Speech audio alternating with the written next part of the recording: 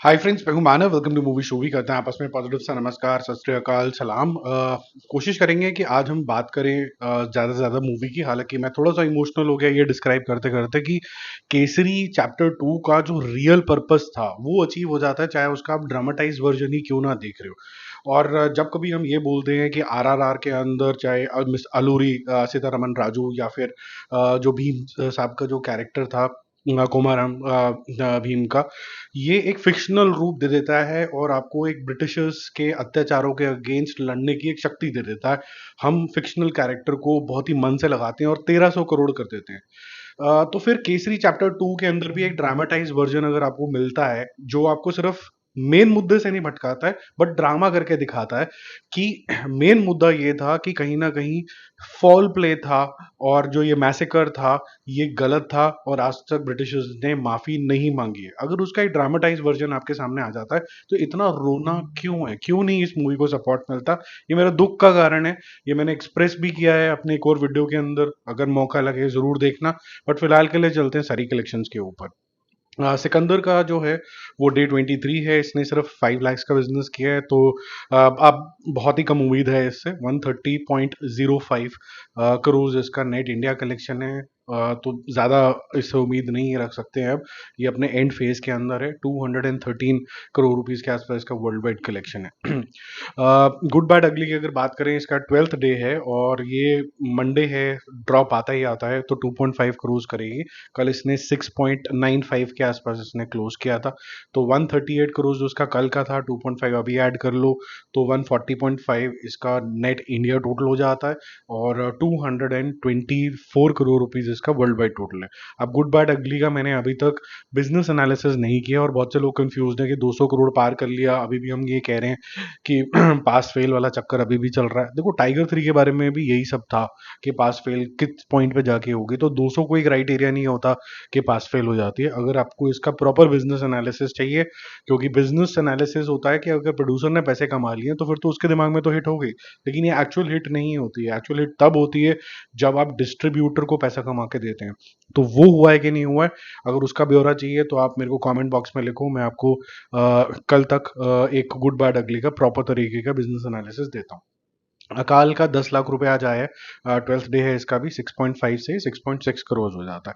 और डेला ओकेश चल रही है डे 5, जैसे मैंने आपको बताया डेटेड पिक्चर है तो उसके बारे में क्या ही बात करनी। इसका टोटल हो जाता है आज के 50 लाख रुपए मिला के 3.5 करोड़ रुपीज। सिनर एक अच्छी पिक्चर है और थोड़ा सा आपको इंटेलेक्चुअल जोन के अंदर लेके जाती है इनिशियली, फिर अगर आपको मासी तरीके की लड़ाइयाँ शड़ाइयाँ देखनी है तो वो भी आपको कर ही लेता है। तो डे 4 जो है दैट इज अप्रॉक्सीमेटली 20 लाख। तो 2.4 कल तक इसका टोटल था, अभी हो गया 2.6। ये इससे ज़्यादा डिजर्व करती है। जो इसका मैंने देखा, इस मूवी का बहुत एक्सट्रीम रिएक्शन है। कई लोगों को बिल्कुल नहीं ठीक लगी और कई लोगों को बहुत अच्छी लगी है।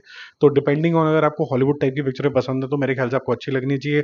जिनको नहीं पसंद है या फिर वो बहुत ही ज़्यादा plane vanilla without any layered वाला कम्युनिकेशन पसंद करते हैं तो शायद उनको ये समझने में थोड़ी दिक्कत आ रही होगी, इस वजह से शायद उन्होंने नहीं पसंद करी। जाट के बारे में बात करते हैं। कल हमारा चैनल सबसे पहले वाला चैनल था जिसने बोला था कि 100 करोड़ क्रॉस कर लिए। ऑफिशियल पोस्टर भी आ गया है। 102.5 करोड़ रुपीस, बहुत अच्छी कलेक्शन है। जो लोग रो रहे थे बैठ के कि भाई 2 क्यों अनाउंस कर दी, 2 इसीलिए अनाउंस कर दी क्योंकि नंबर्स दिख रहे हैं यार। और देखते हैं आगे क्या नंबर आएंगे। 5.5 इसने कल किया था, आज करेगा करीबन 2.25। 50% ड्रॉप है बट दैट्स फाइन। टोटल हो जाता है 78.75 करोड़ रुपीस। मेरे एस्टिमेट के हिसाब से 85 करोड़ ऑनवर्ड्स, जो मैंने बिजनेस एनालिसिस किया था उसके हिसाब से ये प्रॉफिट जोन के अंदर चली जाती है। अगर ये उसमें जोन में चली जाती है तो इसको कितने रुपए करने, लगभग लगभग इसको 6 करोड़ रुपए करने हैं। अगर 2 करोड़ रुपए, 2.25 करोड़ रुपए की एवरेज ये करता है तो इसका मतलब ये हो गया कि ये और 3 दिन के अंदर लगभग लगभग ये अपना 4 दिन के अंदर ये काम कर लेगा, यानी 15वें दिन ये प्रॉफिट वे वाले जोन के अंदर ये जा सकती है जाट मूवी, क्योंकि इमीडिएटली उतर भी नहीं रही है और 1 मई तक मेरे ख्याल से कोई ऐसी कोई सिग्निफिकेंट मूवी भी नहीं रिलीज हो रही है कि कोई जाके उधर देखेगा। ठीक है, तो इंपॉर्टेंट चीज ये हो जाती है कि अब 2025 की ये 4th नंबर की पिक्चर बन जाती है। छावा ने लगभग लगभग 830 के आसपास कुछ करोड़ वर्ल्ड वाइड करें। 800 एक्चुअली 828 830 ऐसे कुछ करें। सिकंदर के 213 करोड़ रुपए हैं जैसे मैंने आपको बताया। स्काई फोर्स के करीबन 178 करोड़ रुपीस के आसपास है। और अब इसके आज के मिला के लगभग लगभग 206 करोड़ रुपए के आस 106 करोड़ रुपए के आसपास होंगे। तो ये फोर्थ नंबर की पिक्चर हो जाती है। तो ऐसा नहीं है कि बॉलीवुड की पिक्चरें नहीं चल रही हैं, चल रही हैं। उनको पसंद भी आ रही हैं, लेकिन मैं एक ही क्रिटिसिज्म करूंगा बॉलीवुड का कि जो आइकॉनिक चीज होती है ना कि ये हमने इजाद किया, ये हम पहली बार लेके आए, ये हमने इनोवेशन करी, ये हमने पहली बार दिखाया, वो बातें नहीं हो रही है। और वो श्रेय जाता है साउथ के सिनेमा को, जहां पर वो कुछ चीजें first time as an experiment लेके आते हैं, चाहे वो वीएफएक्स हो, चाहे लार्जर देन लाइफ कैरेक्टर्स हो। तो उस तरीके के जोन के अंदर अगर हम जाएं तो वो उनको क्रेडिट ज्यादा जाता है। अब केसरी चैप्टर 2 में मैं आपको ओपनिंग में ही बता चुका हूँ कि मेरे विचार क्या हैं।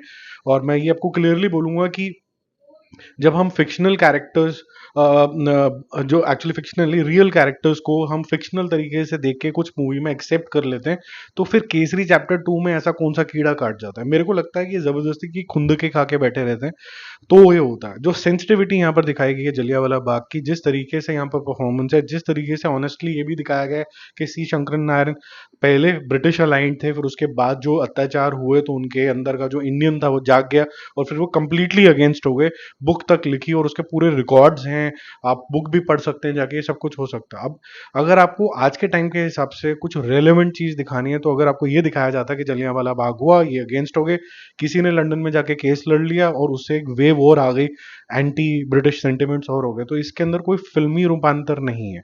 इसके अंदर फिल्मी रूपांतर तब आता है जब आप केस को थोड़ा सा और समझते हैं और उसको फिर आपने कोर्ट रूम ड्रामा के अंदर कन्वर्ट कर दिया ताकि जज्बात आपके तक पहुंच पाए। तो मुझे इसके अंदर कोई भी गलत नहीं लगा पर्सनली स्पीकिंग। लेकिन बहुत से लोगों का ये भी मानना है कि जैसे था वैसे ही दिखा दो। तो मेरे ख्याल से जैसे था वैसे नहीं दिखाने की जरूरत होती। कई बारी आप स्टार्टिंग के अंदर ही कुछ एक नोट डाल सकते हो कि हम इसको रूपांतर इसका करके दिखा रहे हैं। दूसरी चीज मैं पर्सनली ये मानने लग गया हूँ अब, क्योंकि काफी कंफ्लिक्ट रेज होने लग गए हैं हिस्टोरिकल चीजों को लेके या फिर रिसेंट पास्ट के अंदर ही, चाहे वो कोई वॉर हो, चाहे वो हमारा इंडिपेंडेंस हो, चाहे वो कश्मीर के मुद्दे हों, रिसेंट मुद्दे ही हों। मेरे ख्याल से ये जो न्यूज आइटम वाली जो चीजें होती हैं ना, ये न्यूज चैनल्स को बेड़ा उठाना चाहिए, ना कि फिल्म मेकर्स को कि हम उजागर करेंगे।